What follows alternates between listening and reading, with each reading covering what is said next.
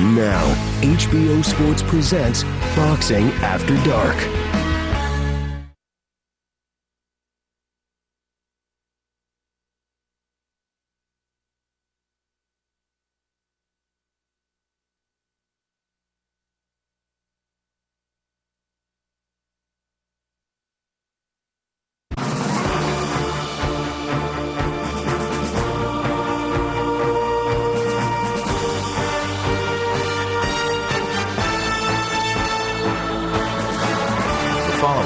Presentation of HBO Sports.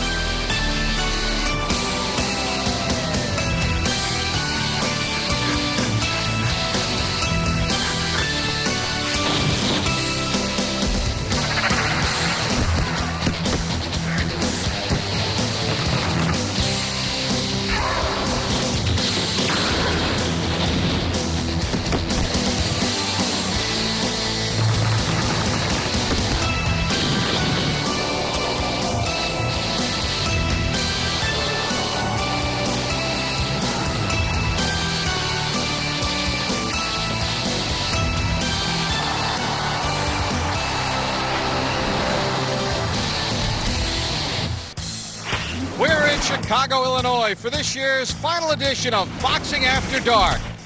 Tonight, a split continent triple header starting here in the Windy City with former 140-pound can't-miss prospect Victor Ortiz attempting to rebound after getting stopped in his last fight.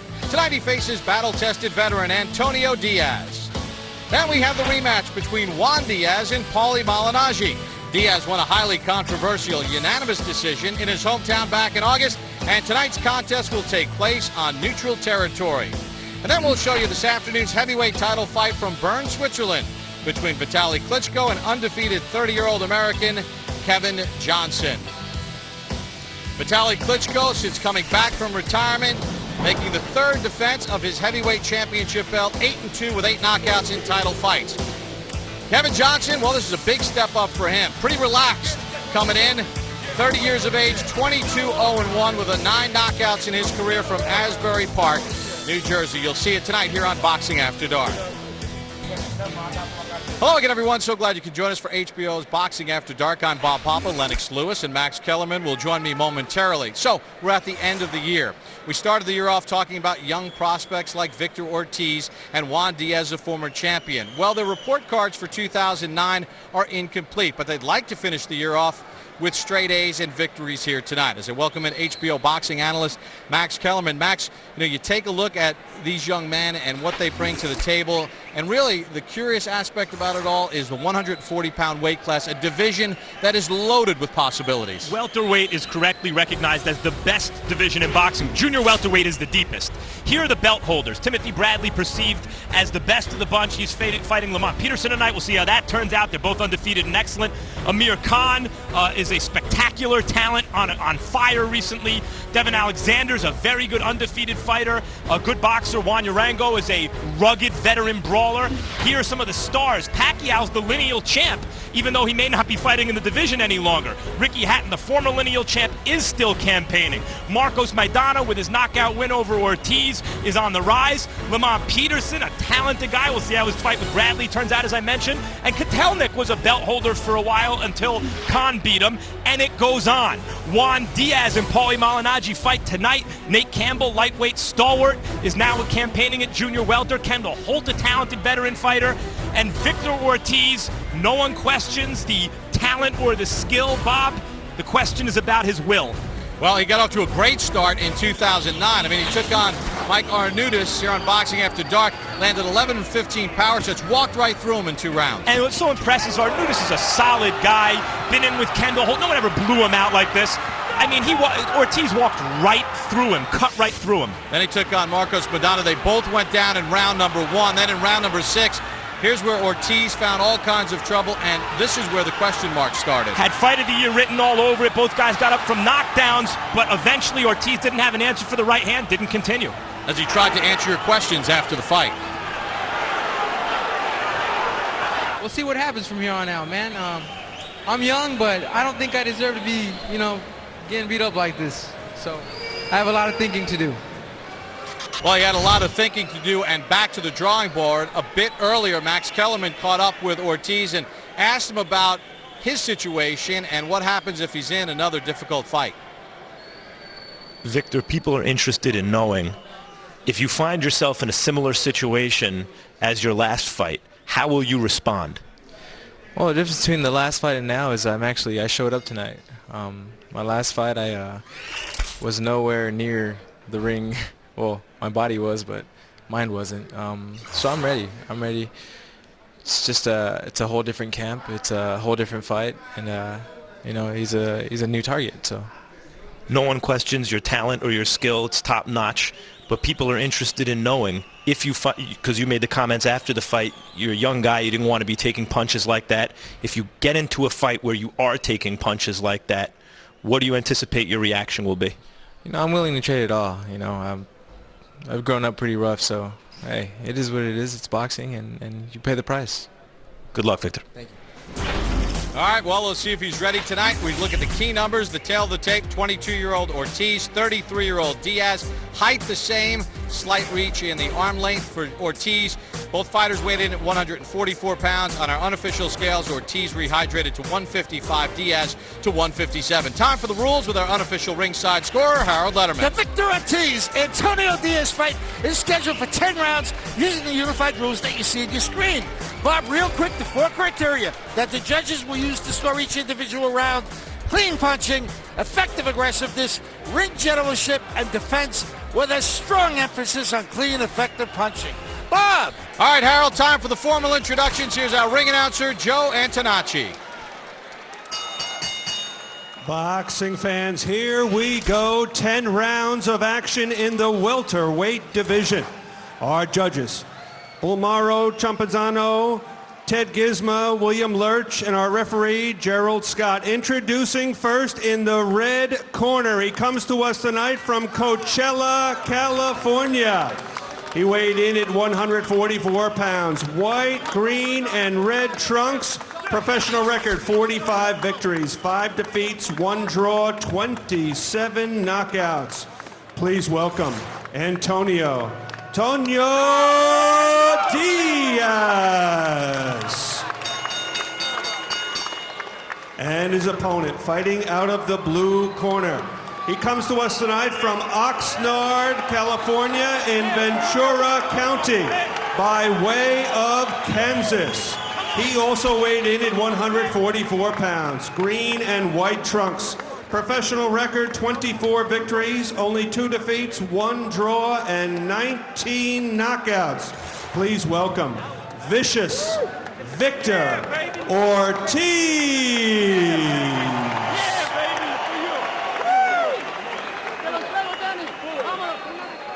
Our referee, Gerald Scott, has our fighters' final instructions. Okay, you had your instructions in the dressing room. I want a good, clean, professional fight. Protect yourself at all times. Obey my commands. Touch him up. Let's go. How does Victor Ortiz respond to a rugged fight? Well, Golden Boy in the Ortiz camp thought here is that Diaz no longer is the kind of fighter who can put him in a tough fight where we get the answers to those questions.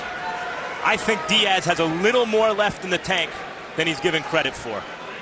And the ironic part about that is Victor Ortiz, as a kid growing up, he and his brother Timo, when they were in the ring as teenagers, said, man, we want to be like the Diaz brothers. The two have a close relationship. They're very friendly away from the ring. They never thought they'd have a chance to fight each other, but here they are going at it. Antonio Diaz has been around for a long time. I mean, he's been in a lot of marquee fights. In his biggest fights against Shanes Mosley and Antonio Margarito, he was stopped.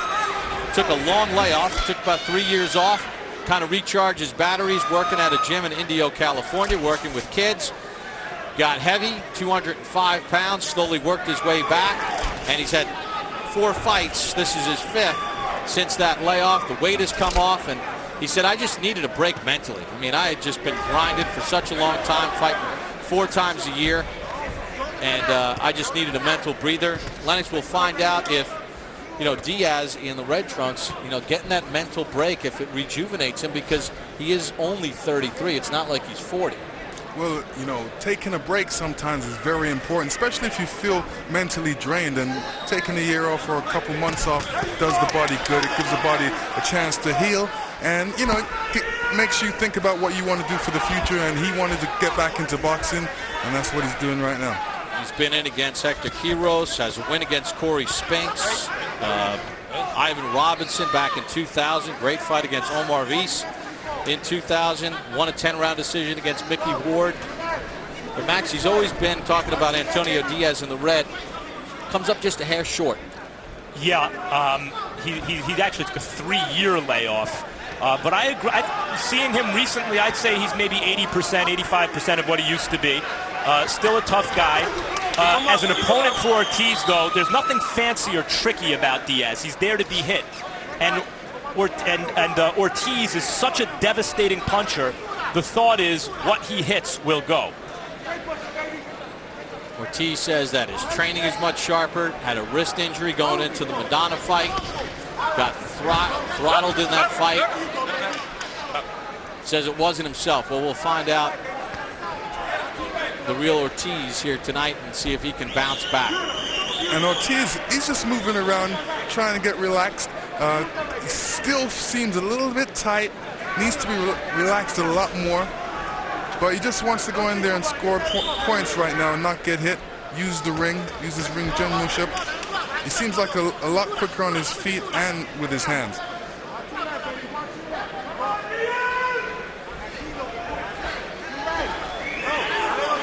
Both men short as Diaz dips away, short with their punches. Diaz able to get away, trying to throw that left hook, hits the back of Ortiz.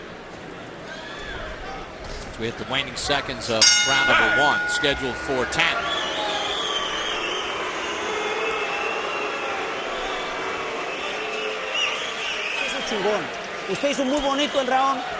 Very nice round, very nice round. You moved very well. Forget about the yells. You did a very good job. Keep working it, just like that. Walk side to side, remember that. Be careful with his right, he wants to throw that right. And you move out. You just keep throwing your jab. When you're measuring, step in with the jab. Step in with it, pop it. Pop it.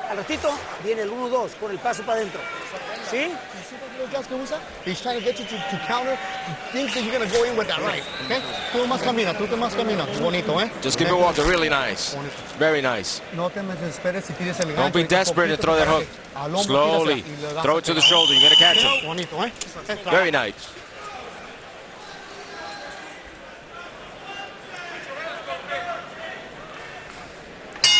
So only 7 punches, according to CompuBox, landed by the 2 boxers combined. Ortiz for 4, Diaz for 3. Feeling out round number 2 underway. Victor Ortiz, just 22 years of age, in the white and green, 24-2 with 19 knockouts. Diaz hooks with the right hand to the body. Diaz, only 33 years of age. Without looking, I would have guessed he was 38. It seems like he's been around forever, but he started so young. This is his 307th round, Diaz, as a pro. This is the 95th round for Ortiz. Stop holding. Lennox, let's talk a little bit about Ortiz here, the southpaw. And so far, you said looked a little tight, needs to loosen up. What does he need to do? Yeah, he needs to settle down a bit. Start working that right hook, because he's got a terrific right hook when he throws it. It comes very naturally. But like I said, he needs to settle down. He throws good combination. Yeah, Diaz is definitely there for them. Great offense there by Ortiz as he knocks around the head of Antonio Diaz.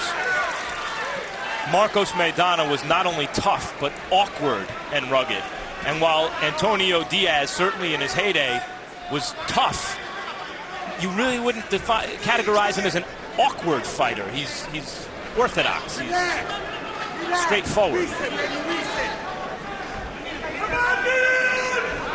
Diaz has been stopped 3 times by Shane Mosley, Antonio Margarito, and Hector Quiros in their rematch in 2003. Cuts and swelling have been problems for Diaz in the past. Obviously with Ortiz in his last fight, he had eye cut issues. He tends to cut as well. Ortiz knows that Diaz is coming for him, so he doesn't really have to wage too much of an attack when it comes to offense. All he's just doing is protecting himself, giving himself a little target, and punching, throwing his punches, moving at the same time.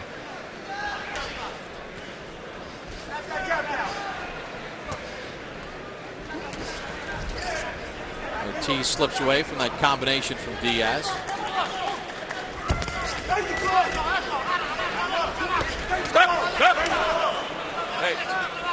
Keep him up. It's interesting, Antonio Diaz told us after the Ortiz-Maidana loss for Ortiz that he sent Ortiz a text saying, hey, look, hang in there. You know, it was upsetting to see him stop the fight, but he said, you know, unless you're in there and you don't know how a guy feels, it's hard to pass judgment. That's true. A lot of different things can be happening in there that, you know, the public's not aware of, or even his trainer's not aware of. And to the second, Ortiz with nice flurry in the middle of the round. Don't touch him. Don't touch him up when you finish. Don't touch him up. Relax. You don't need to say hello. Touch him. You don't need to do that. Just relax. Just like you're doing. Everything is well. Now when you jab, when he throws a right, you counter. 2, 3. You gotta have to be fast. Just 2 punches, no more. Just 2 punches. When he throws that right hand, when he throws a right, step back quickly and throw the 2, 3. Es todo nomás. Y cuando sea combinación, tú primero, ¿ok? You've got to be first. You've got to be first, and if you're on the inside, take up that overhand. Take away that overhand. Turn it around, do whatever you do. Get out of there. But work first. All right? Take your time.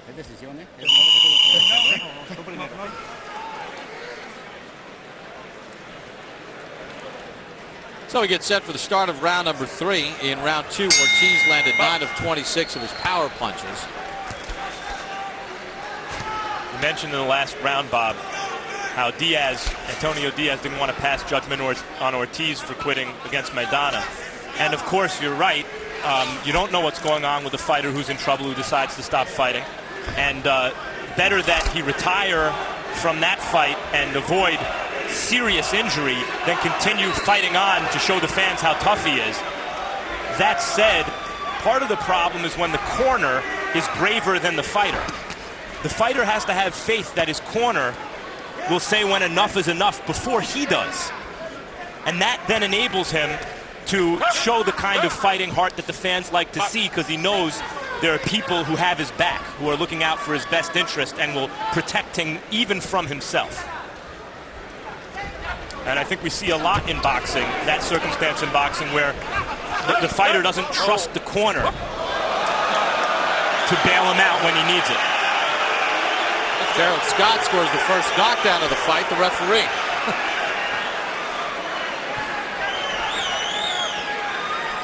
It's interesting, the referee was going in there to break him up, but he got messed up in the middle and ended up tripping Ortiz. Oh, nice combination by Diaz, and then Diaz on a counter goes down. 4, 5, 6, 7, 8. How you feel, kid? You all right? Diaz has been down a lot, but how about Diaz landing a combination and then Ortiz counter dropped him. And now Ortiz looking to finish with 1:15 to go here in round 3. Ortiz so dangerous in exchanges because he's an accurate power puncher. There's the power of Ortiz. Diaz is hurt and holding on. So this is what Ortiz needs to do. Throw those flurries of punches, combination punches, because he's accurate. Punch out of there. And Diaz is holding because he is a bit wobbly. So much for that friendship. And they've got mutual respect for each other. You know, I asked Diaz, what is Ortiz's weakness? He says he has none. Even when Diaz lands good shots, Ortiz is able to counter him with shots that are more powerful. Diaz said the same thing. Ortiz said the same thing about Diaz, incidentally. They have a lot of respect for each other. But we've seen throughout the history of boxing, some of the most brutal fights are between very close friends. And so far, it is a pretty tough fight. And they, you know, both boxers understand the business of surrounding this. You know, they said they put friendship aside, but after the fight, they can be friends. Keep your punches up. Keep them up. Box.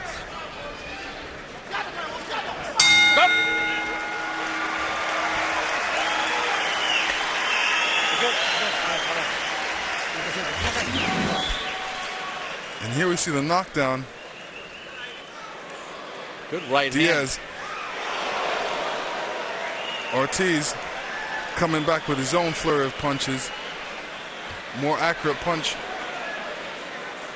Connected a lot more. Putting Diaz to the canvas. Okay, quiero tu distancia, no la de él ahorita. I want your Especially right distance. now. Find Tu your distancia distance, quiero, not right? his. Quiero tu distancia. Your distance. Find your distance. Let's get this round over. Doesn't matter. Let's get it over, but when we get our energy back and our lungs open, eh? Okay, salte para atrás, boxealo. Step back, box him, box him, box him, and he's going to come to you. Píntalo. Si te Fake viene, him. píntalo Fake y him. hazte para atrás. Okay? Téngase, porque no quiero que le peguen. He doesn't want to get hit. Póngase vivo, Víctor. Otra vez tranquilito. We begin round number 4. The story so far, Antonio Diaz dropped in round number 3. Let's check in with our unofficial ringside scorer, Harold Letterman. Okay, Bob. 3-0, 30-26. Vicious Victor Ortiz. Bob, in round 1, I thought Victor Ortiz edged him out, landing a couple of nice left hands in a very slow round. Round 2, I think he won that round 2 with that big flurry in the middle of the round, even though he didn't follow it up very well, you know, take Diaz out of the fight. But in round 3, dropped him with a heck of a left hand, and then he jumped right on him trying to knock him out. Antonio Diaz looks like a guy who just hasn't gotten into his rhythm yet. You know, he really hasn't gotten any sort of a rhythm. He's not doing very much offensively. 3-0, Victor Ortiz. Lennox, it almost seemed as if, you know, Diaz landed that good right hand to the chin, and he stopped to admire his handiwork as opposed to being ready. And Ortiz has really good hand speed, and he countered with that left-right back. And this is what happens, you know. Sometimes you throw a punch out there, you think it's a terrific punch, and you just want to see the effects of it, but you forget about your own defense, and the guy comes back and throws a great punch and catches you and puts you down.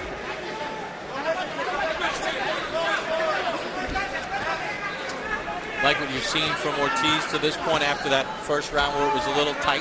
Yeah, I think Ortiz should really stand his ground a bit more. He doesn't really need to move around too much because he's a very accurate puncher, so anything he throws is going to be a good punch and a scoring punch. Maybe he should even try backing up Diaz a little and see how that affects him. Diaz able to land a right, eats a left hook right to the chin. Fires back with the right of his own. Good stiff jab by Ortiz. There's that straight left again. See, Ortiz does some cute stuff in there, like a lot of southpaws.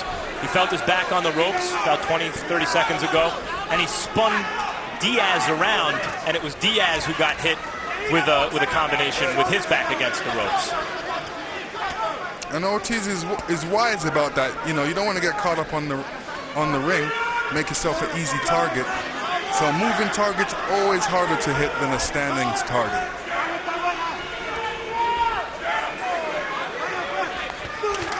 Diaz steps in with a combination, finished with a right hand that scored. Lennox, Diaz obviously from hand speed and athleticism not as good as Ortiz. What could Diaz do to be more effective? Well, you know, I don't see him throwing too many body punches right now, and he needs to step Ortiz up against the ropes, and that's when he needs to explode and throw some good combinations in there. Diaz has never been a super busy fighter or a super exciting fighter. He's just a steady, consistent, professional pressure fighter. And he loves to mix it up. I mean, he would love Ortiz to stand still so they can mix it up. End of round 4, Ortiz controlling the action. Well, still here to come on HBO's Boxing After Dark. Juan Diaz getting set for his rematch against Paulie Malignaggi. Won a controversial decision back in August in his hometown of Houston, Texas. That coming up live right here in Chicago in our main event in Chicago.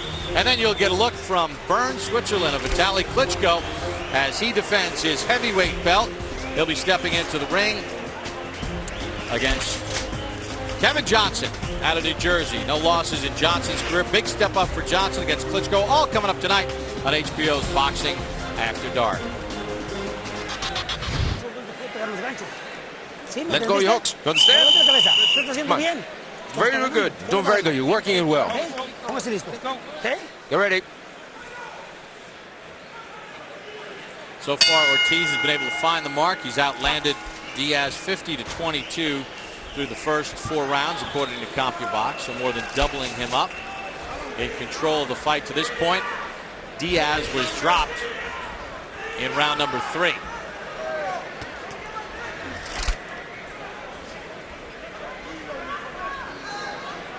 Lennox, when Ortiz is on his toes and you see him moving around a little bit, trying to create angles, how does Diaz sort of counteract that? Well, it's difficult for him to do that because he doesn't have the speed to keep up to him, but he can also punch to the body, try and slow Ortiz down a little bit, walk him around, try and get him into a corner where he can, see some punches and throw some punches. But it's hard to hit a guy that's moving all the time, and every time you try and wage a combination against him, he punches you real quick and he moves out of the way. You do see Diaz moments ago you saw him make Ortiz pay for the mistake of winding up a punch from too far away, looked like an uppercut, and Diaz hit him with a couple good hooks. And still, when Ortiz punches from out of range, Diaz is countering and making him pay here. Yeah, Diaz is one step ahead right now than Diaz. Ortiz and Diaz has started to box a little better in this round. Ortiz using that movement, trying to not be a stationary target in front of Diaz, but when he is, he's a faster-handed boxer. Maybe a little straighter with his punches, too. To see if the Ortiz camp was thinking that Diaz is a shot fighter and the first time he got hit hard he was going to go away, that's not the case. And should Ortiz go on to win this fight, then Diaz actually turns out to be the perfect kind of opponent, because he's landed some good shots and he's kept the pressure on Ortiz. And Ortiz seems to be thriving in the face of that pressure. And it's just the kind of bounce-back fight you'd want after the experience against Maidana. It's like a cut along the left eye of Antonio Diaz. Both of these guys have dealt with cuts a lot in their careers.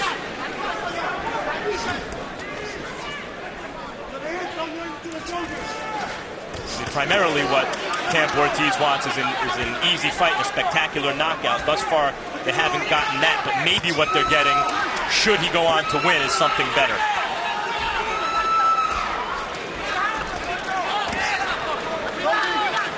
Ortiz stepped in with a little short right as Diaz was leaning in. Ortiz has a great right hand. He hasn't used it that much. Now he's being very sparingly with it.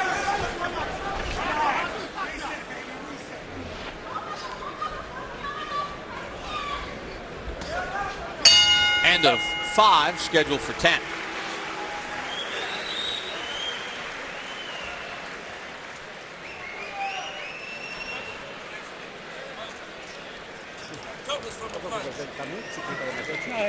On January 26th, see the return of 24/7. This time, instead of boxing, it's NASCAR. We'll focus in on 4-time Sprint Cup champ Jimmy Johnson and his teammates as they prepare for the season-opening Daytona 500.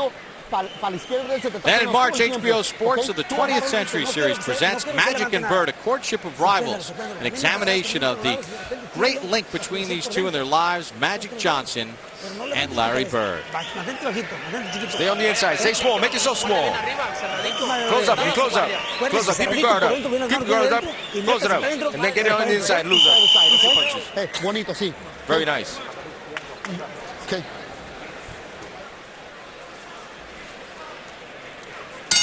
Next, let me ask you about Victor Ortiz. He had that end to the fight against Maidana. They both were down. He got up, and Maidana hurt him in round number 6. He was cut. Does it look to you as if Ortiz is not feeling any effects of what happened in his last fight here tonight? Well, everybody wants to forget about a fight that they lost and, prove to themselves and to the world that they're a better fighter than the way they see him in a loss. So, today he's doing quite well. Doesn't have any repercussions of the last fight, and that's what he wants to prove. Ortiz philosophically views the last fight as a technical problem when discussing what went wrong, other than saying he was mentally, he wasn't focused, etc. you know, it wasn't my night and so I lost. He doesn't see it as some kind of, you know, warrior code problem that he needs to fight on even when he's essentially lost the contest. In his view, the contest was lost and he retired, and he hasn't made any statements really emphatically saying, hey, in that same position I would behave differently next time.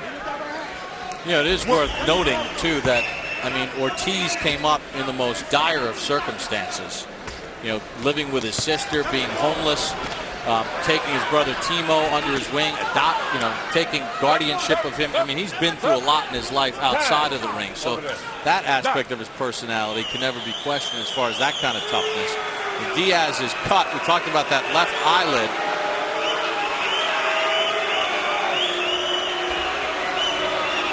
Kind of similar to what happened in round number 6 for Ortiz against Maidana. Doctor says it's okay. I'm sure they're going to be watching that eye because, you know, when you get blood running into your eye, it really affects your vision. And if he can't see out of that eye and he's getting hit a lot on that left side, referee may step in and the doctor may stop it. It looks like it's in a bad spot. You know, there's nothing wrong with Ortiz's philosophy, if that is indeed his philosophy, that, hey, if you lose the contest, you lose the contest. You don't lay your life on the line. It's a more civilized kind of approach to boxing, certainly, and it's a legitimate one. But in this country, at least, I think the thought is, and in Mexico, certainly, the thought is that you're going to run across men whose wills are not so easily subdued by your skill. What do you do then? Eventually, it's going to happen. So to be great, you have to be willing to lay it all out on the line. Diaz keeps pawing at that eye. You know, that's why boxing's such a mental sport. In those type of positions, you're supposed to tell yourself and dig deep and say, man, I can do it. I know what I need to do. You know, but a lot of people's heads are not there on it. As far as Ortiz, you know, he really said to himself, you know, that's it, man. I give up. I don't want to go on. So he wants to redeem himself in this fight. And it appears that against Diaz, as most thought coming in, skill is enough to overcome him, although Diaz shows a very strong will by continually pressuring Ortiz throughout. And he has his whole career, and that's his trademark. And he eats a combination right at the end of the round to punctuate the end of round 6. Great left hand. Very nice, nice. You have him hurt. Tell me again. Water, the water. We're gonna look. We're gonna look now. The cut is big. It's a very big cut. It's a very big cut. That's it. Here we go. That's it. No more. That's it. That's it. It's too big. It's too big. Relax. Relax. And there you see the corner was not braver than the fighter. Antonio Diaz wanted to fight. The corner says no. The cut's too bad. And, you know, it was a bad cut because all it's going to do is get worse. And, you know, Ortiz's right hand was going to be popping at that all night. And so, having a corner like that enables the fighter. It aids the fighter in showing how brave he is because he knows that there are people there that are safeguarding him even against his own desire to fight on. I'm not sure that Diaz would have gone out. Diaz absolutely would have gone out to fight that round, it seems. I'm not sure that Ortiz believes that he has that. You're all right, Jamila. Be strong. There's his brother Timo. Remember, they had a falling out. Timo to the right there. You know, that's the young man that he took custody of when he was just a teenager, just like his sister did for him. And he put Timo through school. They had a falling out before the last fight. They've talked it out as a family. Timo does all the cooking. Said he learned how to cook watching Emerald on TV. And they back together, and the camp is happy. Let's take a look at the punch that caused the cut, Lennox. This is it. Straight right. And this is what's going to be happening all night if the referee would have allowed the fight to continue. The cut would have just been worse, and it would have been more blood. You see it right there. Perfect cut. The eye was already swollen along the eyelid, and that straight right hand, then a left to boot.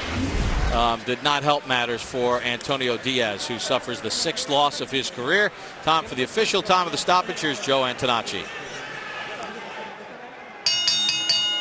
Boxing fans, the time, 1 second of the 7th round. Your winner by technical knockout, vicious, Victor Ortiz.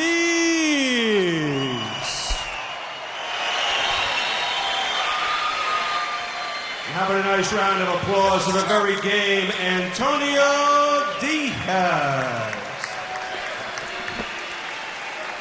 So we take a look at the final punch stats as Victor Ortiz comes up with the victory, and you see through 252 punches, he landed at 37% in the fight, and he was able to land his power shots. That's what it's all about for Victor Ortiz, dominating in this fight as Antonio Diaz cannot answer the bell for the start of the 6th round, so a very good performance.